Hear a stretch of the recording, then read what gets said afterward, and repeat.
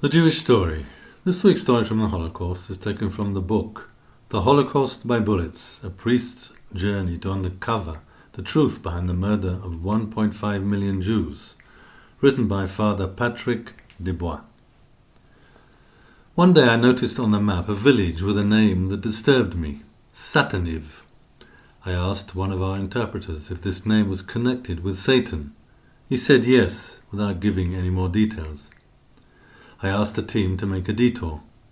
We climbed up to a plateau from which we saw the whole town of Sataniv.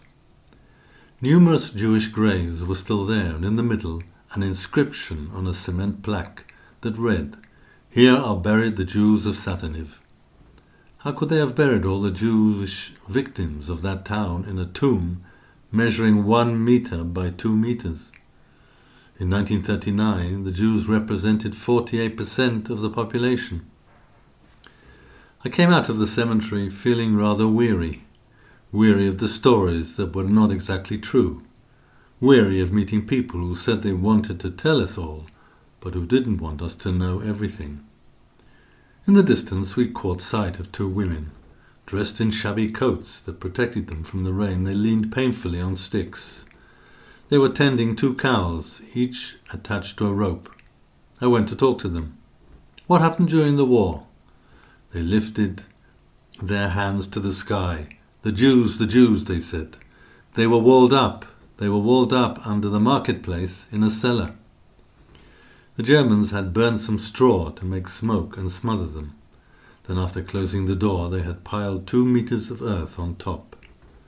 The women told us that for 4 days afterwards the Jews had tried to get out, and that one could see the ground of the marketplace moving. On the 5th day, the silence was total. The story stunned me. I had never heard anything like it. How far could people go in terms of sadism, evil, and negating others? It was an example of limitless imagination in service of destruction. I ventured to ask, "When did you reopen the cellar?" "In 1954, one of them replied. I couldn't take any more. I turned off the camera and stopped the interview.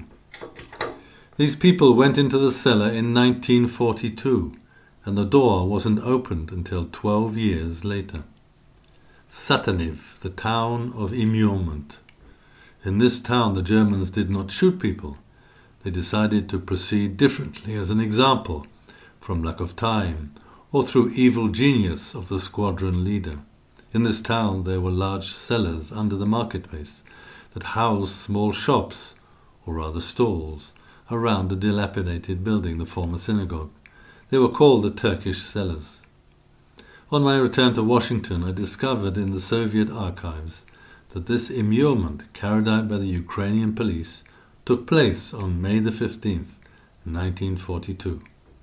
According to these archives, the smoke asphyxiated the imprisoned. Ukrainian witnesses state that the ground moved for 4 days. Please pass on this story.